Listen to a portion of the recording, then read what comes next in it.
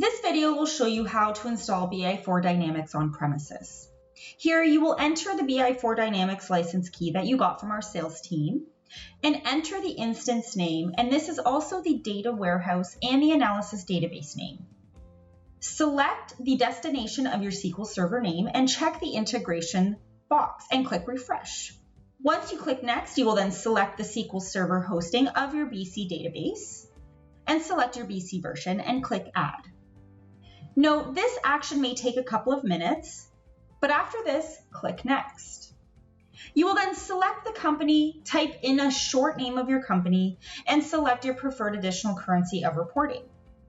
Add the global dimensions, map company dimensions with those global dimensions, and click next.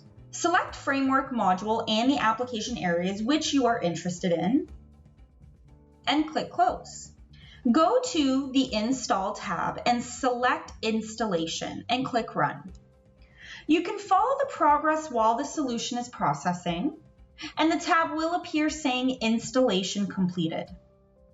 Click Download Report to download the Excel and Power BI reports of your company and change the connection.